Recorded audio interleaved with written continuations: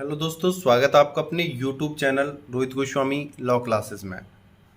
आज मैं आपको कराने वाला हूं कॉन्स्टिट्यूशन, जिसको हम शॉर्ट में कॉन्स्टी भी बोलते हैं या भारत का संविधान। भारत का संविधान। आज मैं जो आपको प्रश्न कराने वाला हूं वो BA LLB APO PCSJ, इन सभी के लिए वेरी इंपॉर्टेंट क्वेश्चनों में से एक है। इस क्वेश्चन के बिना हम संविधान के आधे से तत्व को ही भूल जाते हैं, यानी कि ये समझो कि हमने आधा संविधान पढ़ा और आधे संविधान में ये वाले जो पॉइंट हैं ये होते हैं कि हमारा जो संविधान है बिना उच्च न्यायालय और उच्चतम न्यायालय इन दोनों के बिना कंप्लीट होता ही नहीं है। तो उसी के संबंध में ये क्वेश्चन जो दिया गया है, तो इसलिए मैं कह रहा हूँ कि आधा संविधान एक तरफ और आधा संविधान इधर।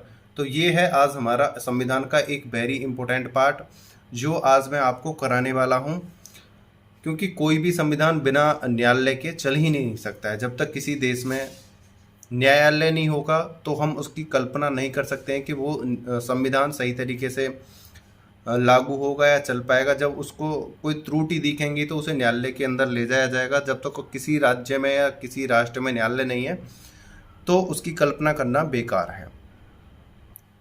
तो इसलिए यह प्रश्न सर्वोत्तम प्रश्नों में से एक है, वेरी वेरी इंपॉर्टेंट लॉन्ग क्वेश्चनों में से एक है।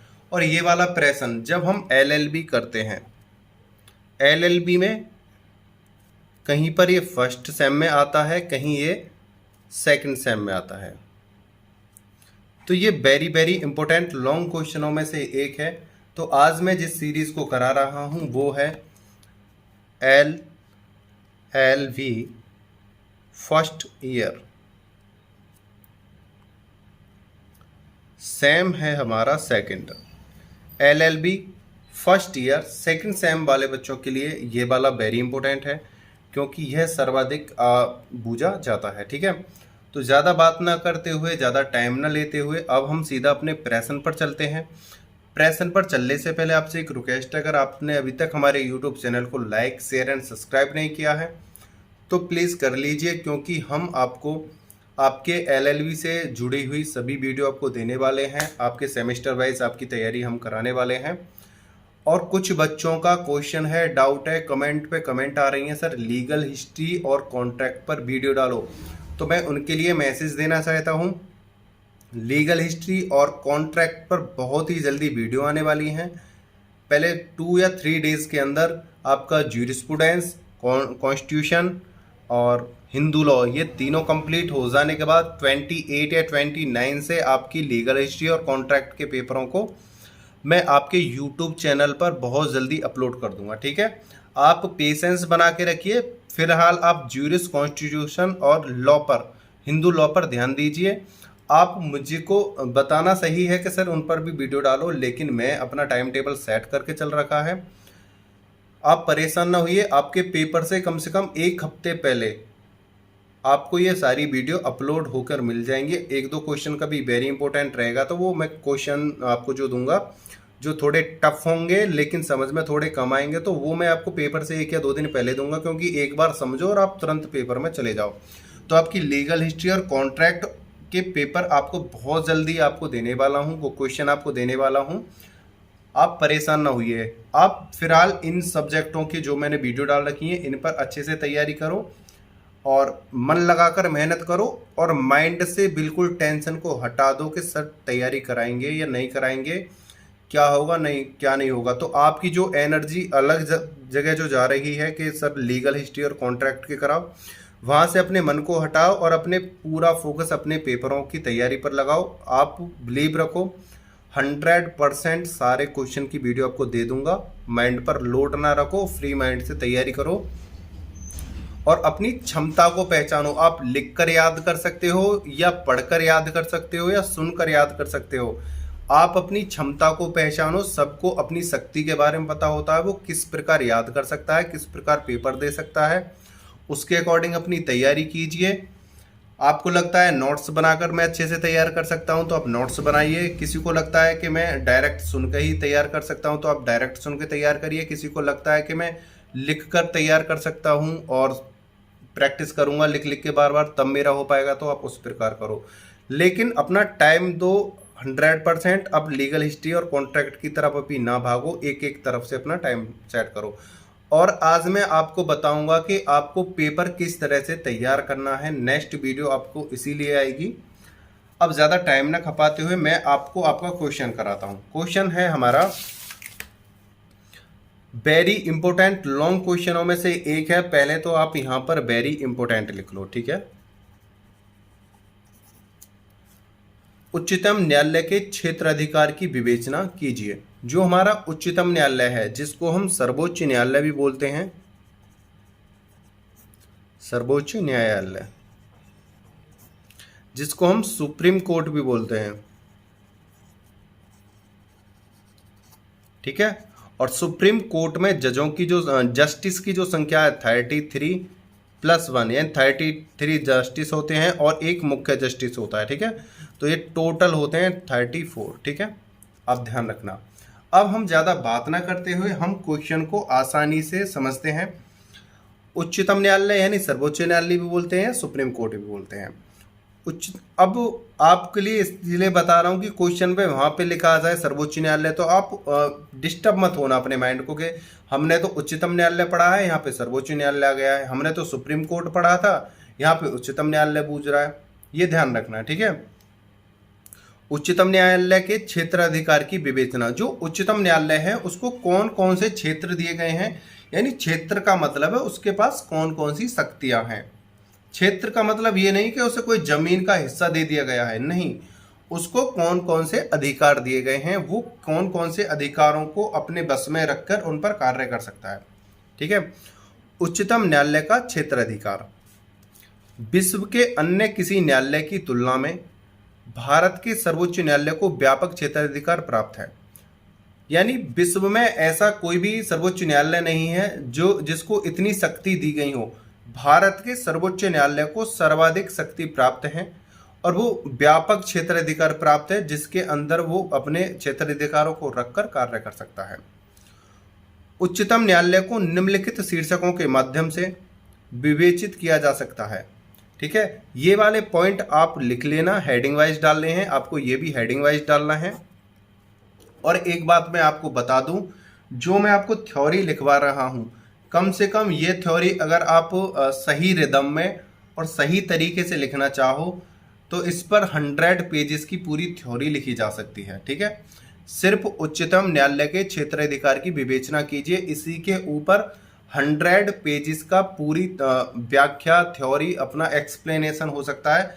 लेकिन हमें अपना देना है एग्जाम, तो उसके अकॉर्डिंग मैं आपके लिए वेरी वेरी इंपॉर्टेंट पॉइंटों को निकाल कर लाया हूं। आप उन्हीं से तैयारी कीजिएगा। आप ये मत सोचना कि हमने तो सर कहीं से थोड़ा सा पढ़ा था, वहां पे ये पॉइंट दे रखा था, हमने तो ये पॉइंट पढ़ा है।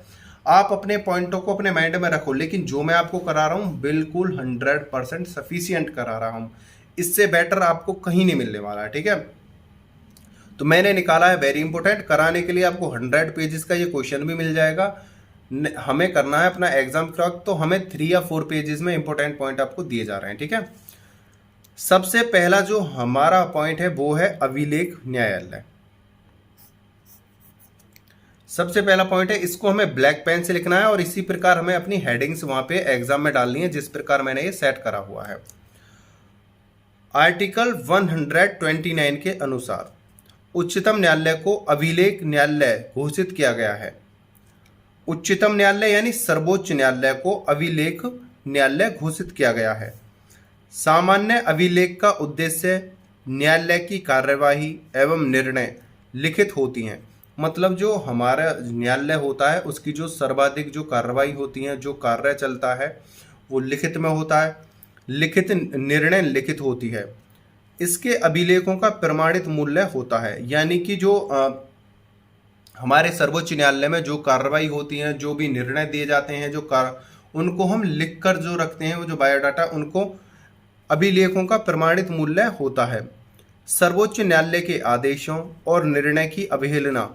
ये देखो यहाँ तक एक पॉइंट था, यहाँ से एक ये दूसरा पॉइंट है, वेरी इंपॉर्टेंट था, मैंने इसी में थोड़ा मर्ज कर दिया है, इसी में जोड़ दिया है। ठीक है, सर्वोच्च न्यायालय के आदेशों और निर्णय की अवहेलना। आपको 1 या 2 पॉइंट नहीं लिखना है, आपको इसी प्रकार लिखना है जैसे मैंने लिख रखा है। और यहाँ पर जैसे मैंने इम्पटी थोड़ा छोड़ दिया है, अगर आपका कोई मतलब ऐसे आ जाए तो आप लिख देना, लेकिन ऐसे इम्पटी नहीं छोड़ना है। ठीक है, ये मेरे से थोड़ी रॉन्ग हो गया है, ऐसे हम खाली नहीं छोड़ना चाहिए। ठीक है ना। सर्वोच्च न्यायालय के आदेशों और निर्णय की अवहेलना अधीनस्थ न्यायालय द्वारा किए जाने पर न्यायालय अवमानना के अभियोग में दंड दे सकेगा। यानी सर्वोच्च न्यायालय का कोई निर्णय है और उसकी अवहेलना यानी उसको इनकार करना या उसको ना मानना, अधीनस्थ न्यायालय यानी कि सर्वोच्च न्यायालय के नीचे जो भी न्यायालय हैं, जैसे उच्च न्यायालय, डिस्ट्रिक्ट न्यायालय यानी जिला न्यायालय, अगर वो सर्वोच्च न्यायालय के जो निर्णय की अवहेलना करते हैं, उनको मानने से इनकार करते हैं, तो उन पर भी अवमानना अभियोग में दंड दिया जा सकता है कि आपने सर्वोच्च न्यायालय की बात को नहीं माना है। तो यहाँ पर कहा जा रहा है कि जो निम्न न्यायालय हैं यानी जो अधीनस्थ न्यायालय हैं, वो सर्वोच्च न्यायालय की बात को 100% मानेंगे। संसद द्वारा न्यायालय अवमानना अधिनियम 1971 पारित किया गया है। इसी के लिए अगर कोई सर्वोच्च न्यायालय की बात अधीनस्थ न्यायालय नहीं मानता है तो उसके लिए एक अधिनियम पारित किया गया है। वो अधिनियम है संसद द्वारा, ये पारित किसने करा है? संसद ने। संसद द्वारा न्यायालय अवमानना अधिनियम 1971 न्यायालय अवमानना अधिनियम 1971 पारित किया गया है। न्यायालय को भी अपने न्यायालय की अवमानना के लिए दंडित किया जा सकता है। न्यायाधीशों को भी, जो न्यायाधीश हैं, न्यायाधीशों को भी अपने न्यायालय की अवमानना करने के लिए दंडित किया। अगर कोई न्यायाधीश है और अपने ही न्यायालय यानी जिस न्यायालय में वो काम कर रहा है, या चाहे वो सर्वोच्च न्यायालय का हो या वो अधीनस्थ न्यायालय का हो, उच्च न्यायालय का हो या किसी भी न्यायालय का है, और अपने ही न्यायालय की अवमानना करता है, उसकी बात नहीं मानता है, तो उसको भी दंडित किया जा सकता है। और ये रिकॉर्ड कैसे लिखे जाएंगे? लिखित में लिए जाएंगे। ठीक है, तो ये है अभिलेख न्यायालय, वेरी इंपॉर्टेंट था, आपको मैं करा चुका हूँ। ठीक है, उम्मीद करता हूँ ये आपको समझ में आया होगा। दूसरा पॉइंट है हमारा प्रारंभिक क्षेत्राधिकार। आर्टिकल 131 के अनुसार, आर्टिकल 131 के अनुसार उच्चतम न्यायालय के प्रारंभिक क्षेत्राधिकार के अंतर्गत ऐसे मामले आते हैं जिनकी सुनवाई करने का अधिकार उच्च न्यायालय अथवा अधीनस्थ न्यायालयों को नहीं होता है। यानी प्रारंभिक क्षेत्राधिकार के अंतर्गत वो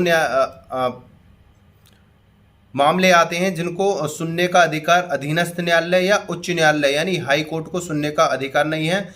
सिर्फ उन मामलों को सुनने का अधिकार सर्वोच्च न्यायालय यानी सुप्रीम कोर्ट को है, सर्वोच्च न्यायालय को है, और अधीनस्थ न्यायालय या उच्च न्यायालय को उन मामलों को सुनने का अधिकार नहीं होता है। उच्चतम न्यायालय को निम्नलिखित मामलों में प्रारंभिक का क्षेत्राधिकार होता है। प्रारंभिक क्षेत्राधिकार होता है किन मामलों में होता है? देखो इसमें क्या बात कही गई है कि आर्टिकल 131 के अनुसार उच्चतम न्यायालय को यह अधिकार दिया गया है कि कुछ ऐसे मामले हैं जिन पर उच्च न्यायालय या अधीनस्थ न्यायालय उन पर कार्रवाई नहीं कर सकते हैं, उन पर सुनवाई नहीं कर सकते हैं। केवल उन पर सुनवाई करने का जो अधिकार है वो सिर्फ और सिर्फ सर्वोच्च न्यायालय यानी उच्चतम न्यायालय को दिया गया है, और ये इसका एक प्रारंभिक क्षेत्राधिकार होता है। वो कौन कौन से अधिकार हैं जिन पर सिर्फ सर्वोच्च न्यायालय ही सुनवाई या कार्रवाई कर सकता है? वो है भारत संघ तथा राज्य यानी भारत संघ तथा एक या एक से अधिक राज्यों के मध्य उत्पन्न होने वाले विवादों में। यानी सपोज करो किन्हीं दो राज्यों में विवाद उत्पन्न हो गया, यानी किसी संघ में या राज्य में विवाद हो गया, भारत के किसी दो राज्यों में विवाद हुआ, या किसी भारत के दो राज्य एक तरफ हैं और संघ एक तरफ है, या संघ एक तरफ और एक राज्य एक तरफ। इस प्रकार के अगर कोई विवाद होते हैं तो वो हो जाते हैं सर्वोच्च न्यायालय यानी उच्च न्यायालय में। ठीक है, उच्चतम न्यायालय में, सॉरी उच्च न्यायालय बोल दिया था, वो जाते हैं सर्वोच्च न्यायालय उच्चतम न्यायालय में। ठीक है, दूसरा पॉइंट है हमारा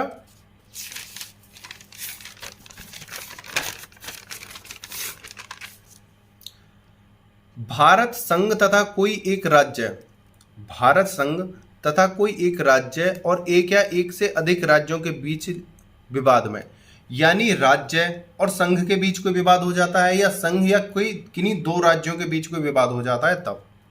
थर्ड नंबर पे, दो या दो से अधिक राज्यों के बीच विवाद में जिसमें अनेक वैधानिक अधिकारों का प्रश्न निहित हो, मतलब दो राज्यों के बीच विवाद हुआ है और उसमें वैधानिक अधिकारों का कोई प्रश्न है, तब ऐसे मामले उच्चतम न्यायालय में जाएंगे, सर्वोच्च न्यायालय या सुप्रीम कोर्ट में जाते हैं।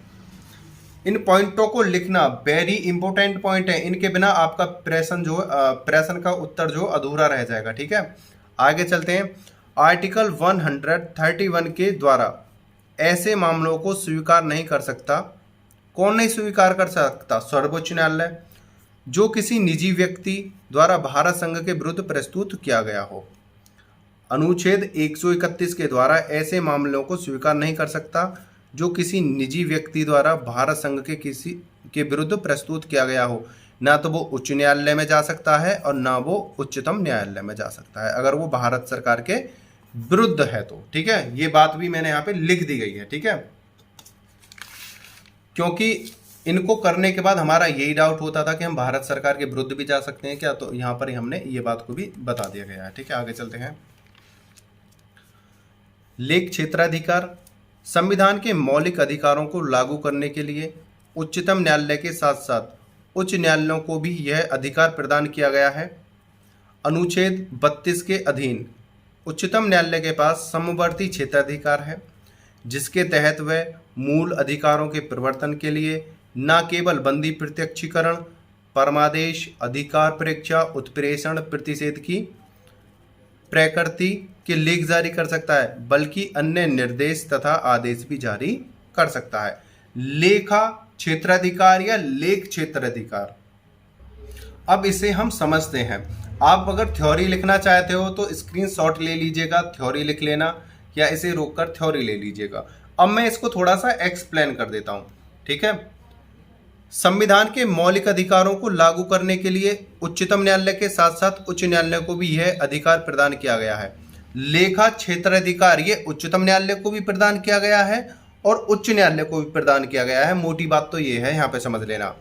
आर्टिकल 32 यानी अनुच्छेद 32 के अधीन उच्चतम न्यायालय के पास समवर्ती क्षेत्राधिकार है, यानी उच्चतम न्यायालय के पास आर्टिकल 32 के अनुसार 32 के अनुसार समवर्ती क्षेत्राधिकार है, जिसके तहत वह मूल अधिकारों के परिवर्तन के लिए न केवल बंदी प्रत्यक्षीकरण, परमादेश, अधिकार परीक्षा, उत्प्रेषण है, प्रतिषेध की प्रकृति लेख जारी कर सकता है। यानी कि उनकी परिवर्तन के लिए हम मूल अधिकारों को परिवर्तन करने के लिए हम प्रत्यक्षण, परमादेश, अधिकार, उत्प्रेषण है, प्रतिषेधी प्रकृति लेख जारी नहीं कर सकते हैं, बल्कि उच्चतम जो न्यायालय है अन्य निर्देश तथा आदेश भी जारी कर सकता है उनको बदलने के लिए या उनको लागू कराने के लिए, इसमें यह बोला गया है। आगे चलते हैं। अपीलीय क्षेत्राधिकार, देश के सबसे बड़े अपीलीय न्यायालय के रूप में उच्चतम न्यायालय को उच्च न्यायालय के निर्णय के विरुद्ध अपील सुनने का अधिकार है। देखो, अपीलीय क्षेत्राधिकार या अपीलीय न्यायालय में क्या होता है, देखिए हम समझते हैं, जब कभी उच्च न्यायालय किसी केस में या किसी बाद में अपना निर्णय देता है और वो निर्णय उस व्यक्ति को संतुष्ट नहीं करता है, उसको अच्छा नहीं लगता है, तो वो उच्चतम न्यायालय में जाता है कि भाई आप उच्च न्यायालय ने जो निर्णय दिया है वो हमें अच्छा नहीं लगा, वो गलत दे दिया गया है, ये हमारे प्रति नहीं है, ये तो विपक्ष के प्रति दे दिया गया है। तब वो उच्चतम न्यायालय में जाता है और उसमें क्या बोला है, देश के सबसे बड़े अपीलीय न्यायालय के रूप में उच्चतम न्यायालय को उच्च न्यायालय के निर्णय के विरुद्ध अपील सुनने का अधिकार है। यानी उच्च न्यायालय ने जो निर्णय दिया है उसका जो वाद है हम उच्चतम न्यायालय में दायर कर सकते हैं, हम उस पर केस डाल सकते हैं कि सर उच्च न्यायालय ने सही निर्णय दिया नहीं दिया है, आप इसको देख लीजिए। संविधान के अनुच्छेद 132 से अनुच्छेद 136 में वर्णित अपीलीय क्षेत्राधिकार के आधार पर अपीलीय अधिकारिकता को निम्न भागों में बांटा जा सकता है। देखो, संविधान के अनुच्छेद यानी संविधान के आर्टिकल 132 से 136 के बीच यह वर्णित किया गया है कि हम अपीलीय जो प्रकृति है हम उसको उच्चतम न्यायालय में लेके जा सकते हैं, अपना सकते हैं, हम अपील जो है उच्चतम न्यायालय में कर सकते हैं। ये कहाँ बोला गया है? आर्टिकल 132 से 136 में बोला गया है। हम अपीलीय क्षेत्राधिकार के अंतर्गत उच्च न्यायालय के मामलों को उच्च न्यायालय के मामलों को उच्चतम न्यायालय में लेके जा सकते हैं। किसके मामलों का? उच्च न्यायालय के मामलों को उच्चतम न्यायालय में लेके जा सकते हैं। और वो कौन कौन से पॉइंट हैं, किन के आधारों पर हम उच्च न्यायालय के मामलों को उच्चतम न्यायालय में लेके जा सकते हैं, वो देखते हैं। संवैधानिक मामले नंबर 1, दीवानी मामले नंबर 2, नंबर 3 फौजदारी मामले। अगर कोर्ट है हाई कोर्ट, जिसको हम बोलते हैं उच्च न्यायालय, इसने कोई गलत निर्णय दे दिया, निर्णय या आदेश दे दिया, अब इससे हम संतुष्ट नहीं हुए तो हम इसके केस को, इसके जो निर्णय हैं इसको हम चैलेंज कर देंगे उच्चतम न्यायालय में। और ये जो हाई कोर्ट के जो निर्णय हैं उच्चतम न्यायालय इनको सुनने के लिए राजी है, वो इस प्रकार के केसों को सुन सकता है जो निर्णय होके आए हैं हाई कोर्ट से। ठीक है, अब वो कौन कौन से पॉइंट हैं? संवैधानिक मामले हो सकते हैं, दीवानी मामले हो सकते हैं, फौजदारी मामले हो सकते हैं। तो हम सबसे पहले देखेंगे संवैधानिक मामले। देखो, अपीलीय क्षेत्राधिकार के अंतर्गत आता है, ध्यान रखना ये किसके अंतर्गत आता है? अपीलीय। ठीक है, नंबर 1 है संवैधानिक मामले। देखो, उच्च न्यायालय द्वारा उच्चतम न्यायालय में अपील तभी की जा सकती है जब महत्वपूर्ण प्रश्न पर अंतिम आदेश भिन्न भिन्न राज्यों द्वारा भिन्न भिन्न हो। देखो, सबसे पहले इसमें क्या बात कही गई है कि हम उच्चतम न्यायालय में अपने अगर हमें उच्च न्यायालय ने कोई अंतिम आदेश दिया है, कोई निर्णय दिया है, हम उच्च न्यायालय में तभी जा सकते हैं कि जब उसी केस पर, उसी प्रकार के कोई केस पर, मैं आपको एक्सप्लेन करके समझाता हूं। देखो, यहां पे हाई कोर्ट है। हाई कोर्ट अगर कहीं पर, ये पंजाब है या यूपी है या राजस्थान है, इन्होंने किसी एक केस के लिए, केस नंबर 1 मान लो, केस नंबर 1 के लिए 5 वर्ष की सजा दे दी, केस नंबर 1 के लिए ही इन्होंने 6 वर्ष की सजा दे दी। केस नंबर 1 के लिए, केस नंबर 1 कोई धारा मान लेना आप, सही है, मैं केस इसलिए नंबर 1 डाल रहा हूं, कोई केस मान लेना अपने मन में। केस नंबर 1 के लिए 5 साल की सजा दी, केस नंबर 1 के लिए 6 वर्ष की सजा दी, केस नंबर 1 के लिए इन्होंने 10 वर्ष की सजा दी। यानी कि ये निर्णय हैं, ये हमारे केस हैं उच्च न्यायालय में, और ये इनकी आदेश हैं यानी निर्णय, 5 वर्ष की सजा, 6 वर्ष की, 10 वर्ष की। यानी कि तीनों राज्यों ने अलग अलग दिया है, 5 वर्ष, 6 वर्ष और 10 वर्ष।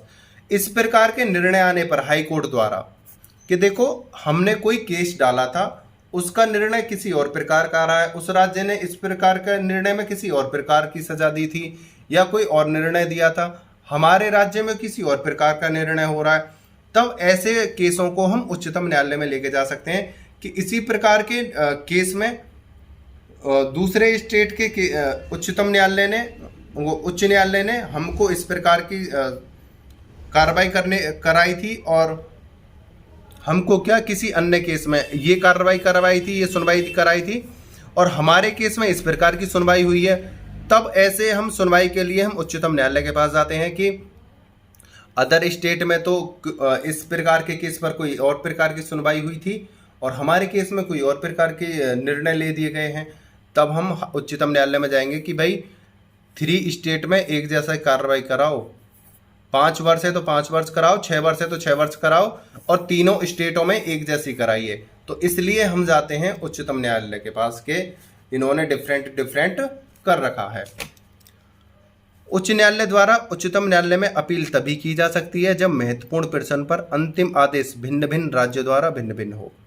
संवैधानिक मामले तभी की जा सकती है जब उच्च न्यायालय यह प्रमाण पत्र दे कि मामलों में विधि का जटिल प्रश्न अंतर्निहित है। यानी कि उच्चतम न्यायालय इसकी जांच करेगा कि अन्य राज्य में इसी प्रकार के जो मामले हैं, जो संवैधानिक मामले में उसमें जो निर्णय है वो अलग अलग स्टेटों में अलग अलग प्रकार का है। तब वो उसकी जांच करने के बाद उच्चतम न्यायालय उस प्रकार के आदेशों को सुनेगा, जिसमें संविधान की व्याख्या प्रमुख है। उच्च न्यायालय प्रमाण पत्र ना दे तब उच्चतम न्यायालय इस संबंध में स्वयं अपील करने की आज्ञा दे सकता है। संवैधानिक मामले में की गई अपील की सुनवाई के लिए संवैधानिक पीठ का गठन किया जाता है। ये हमारा संवैधानिक पॉइंट हो गया है। आगे चलते हैं। दीवानी मामले। अनुच्छेद 133 के अनुसार दीवानी मामले में उच्चतम न्यायालय अपील तभी की जा सकती है जब मामले में विधि या सार्वजनिक महत्व का प्रश्न शामिल है। देखो, दीवानी मामले हैं, हम जो उच्चतम न्यायालय में लेके जाते हैं तो वहाँ पर आर्टिकल 133 हमसे क्या कहता है, दीवानी मामले में उच्चतम न्यायालय अपील तभी की जा सकती है, यानी सुप्रीम कोर्ट में तभी अपील की जा सकती है मामले में विधि या सार्वजनिक महत्व का प्रश्न शामिल है। यानी या तो कोई विधि का यानी कानून का प्रश्न हो या सार्वजनिक महत्व का प्रश्न हो, तभी यह अपील हम उच्चतम न्यायालय में करेंगे दीवानी मामलों में। या मामले का निर्णय उच्चतम न्यायालय द्वारा किया जाना आवश्यक है, यानी कोई इस प्रकार का मामला है जिसका निर्णय उच्चतम न्यायालय द्वारा ही किया जाना है, यानी कोई और न्यायालय उसका यानी अधीनस्थ न्यायालय या उच्च न्यायालय उसका निर्णय नहीं कर सकते हैं, तब हम उच्चतम न्यायालय में ही उस वाद को दायर करेंगे। दोबारा समझ लो, अनुच्छेद 133 यह कहता है कि अगर दीवानी मामले में उच्चतम न्यायालय अपील तभी की जा सकती है, यानी दीवानी मामले हैं उच्च न्यायालय में मामले तभी जा सकते हैं जब या तो वो विधि द्वारा हो, विधि के प्रश्न हो या सार्वजनिक महत्व का प्रश्न हो। सबसे पहली बात तो ये है, वो विधि का प्रश्न होना चाहिए या सार्वजनिक महत्व का प्रश्न होना चाहिए। या दूसरा मामला ये पॉइंट बनता है कि जो मामला है वो सिर्फ इस प्रकार का मामला है, सिर्फ और सिर्फ उच्चतम न्यायालय ही सुन सकता है, तब ऐसे मामलों को उच्चतम न्यायालय लेता है उसकी जांच करने के बाद। दीवानी मामले। आगे चलते हैं, फौजदारी मामले। अनुच्छेद 134 के अनुसार, देखो इन आर्टिकलों को अच्छे से याद कर लेना, ठीक है ना। अनुच्छेद 134 के अनुसार उच्चतम न्यायालय में अपील केवल मृत्युदंड को समाप्त करने या उच्च न्यायालय ने अपने क्षेत्राधिकार के अंतर्गत किसी अधीनस्थ न्यायालय में लंबित वाद को परीक्षण के लिए अपने पास अंतरिम कर लिया हो, अभियुक्त को दोष सिद्ध कर मृत्युदंड दिया हो। देखो, इसको मैं एक मोटा सा समझा दे रहा हूं, आप अपनी भाषा में लिख लेना।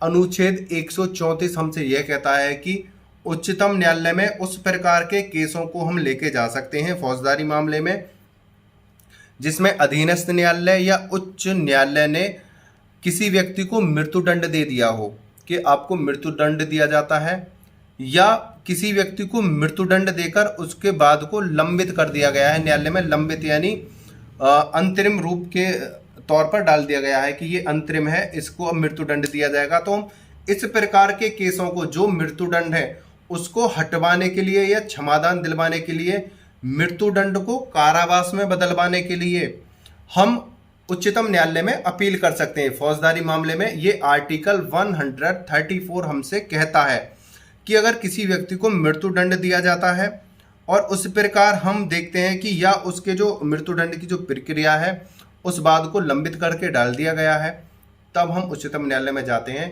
कि उसकी मृत्युदंड वाली फाइल को आप देखिए, या उसके जो लंबित बाद जो अंतरिम कर दिया गया है उसको आप निरीक्षण करो, उस पर सुनवाई करो, उस पर कार्रवाई करो और उसकी मृत्युदंड से उसको राहत दिलाओ, उसको मृत्युदंड को या कारावास में चेंज करो या आप उस पर सुनवाई करो। इस प्रकार के केसों को हम वहाँ पे लेके जाते हैं। आप अपनी लैंग्वेज में भी लिख सकते हो या इस थ्योरी को वहाँ पे लिख सकते हो। अनुच्छेद 134 के अनुसार उच्चतम न्यायालय में अपील केवल मृत्युदंड को समाप्त कराने, यहाँ पर क्लियर लिखा हुआ है, अपील कब की जाएगी, या तो मृत्युदंड को समाप्त कराने के लिए या उच्च न्यायालय ने अपने क्षेत्राधिकार के अंतर्गत किसी अधीनस्थ न्यायालय में लंबित वाद को परीक्षण के लिए अपने पास अंतरिम कर लिया हो।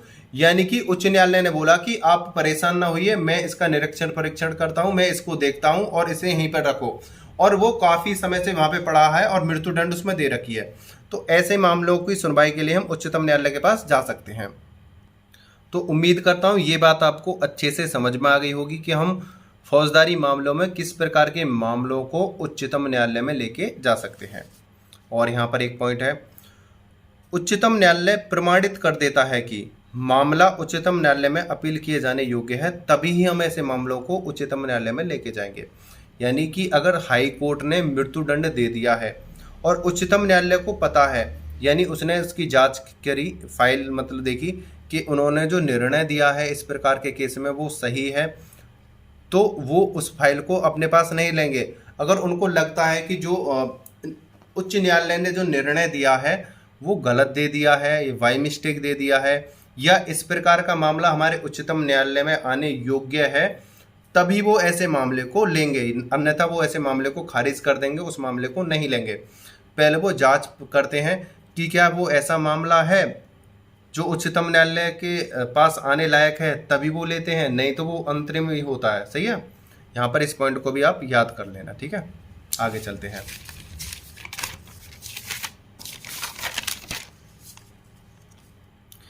विशिष्ट पुनर्विचार अनुच्छेद 136 के उच्चतम न्यायालय के अनुसार, यहाँ पर देखो अनुसार लिखना भूल गया हूं, आप अनुसार लिख लेना। अनुसार अनुच्छेद 136 के अनुसार उच्चतम न्यायालय अपने विवेकानुसार भारत के किसी न्यायालय या अधिकरण द्वारा किसी वाद या मामले में पारित किए गए किसी निर्णय, डिग्री, अवधारणा, दंडादेश या आदेश के विरुद्ध अपील के लिए विशेष इजाजत दे सकता है।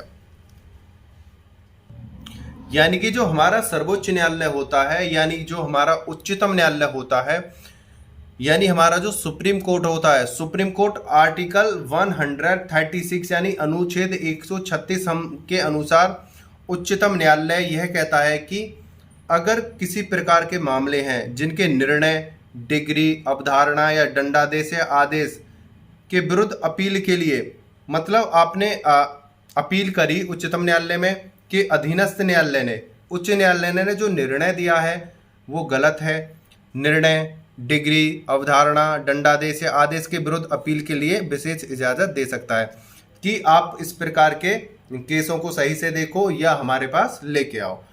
ठीक है, ये विशिष्ट पुनर्विचार के लिए वहां पर भेज सकता है या उन्हें आदेश दे सकता है, या तो आप इन पर कार्रवाई पुनः कीजिए, अगर आप पर ये कार्रवाई पुनः नहीं की जा रही है तो आप इनको हमारे पास भेज दीजिए। ठीक है, ये मतलब कोई जज नहीं मतलब जस्टिस जाके नहीं बोलते हैं, ये कागजी कार्रवाई होती है, उनके अधीनस्थ बहुत लोग काम करते हैं, ये ईमेल पत्रों द्वारा ये कार्य किए जाते हैं, ये एक व्यक्ति से दूसरे व्यक्ति पर उनके अधीनस्थ जो वहाँ पर कार्य करते हैं उनके द्वारा ये जांच पड़ताल की जाती हैं, उनके द्वारा ये आदेश पहुँचाए जाते हैं। ठीक है, आगे चलते हैं।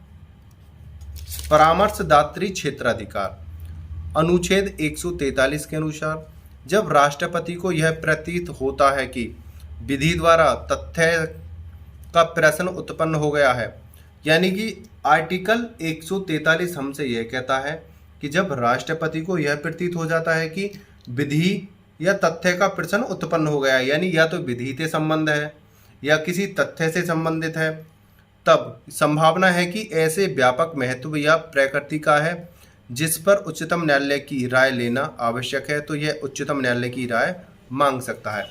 यानी कि परामर्शदात्री क्षेत्राधिकार, परामर्शदात्री क्षेत्राधिकार के अंतर्गत क्या होता है कि आर्टिकल 143 को जब यह अनुभव हो जाता है के अंतर्गत, एक अनुच्छेद 143 के अंतर्गत राष्ट्रपति को यह अनुभव हो जाता है कि ये विधि का प्रश्न या तथ्य का प्रश्न है और उसकी राष्ट्रपति को पूर्ण रूप से संभावना हो जाती है कि ऐसा व्यापक महत्व है, तो उसकी जांच पड़ताल के लिए उच्चतम न्यायालय से राय लेता है या उसे देखने के लिए अपील करता है।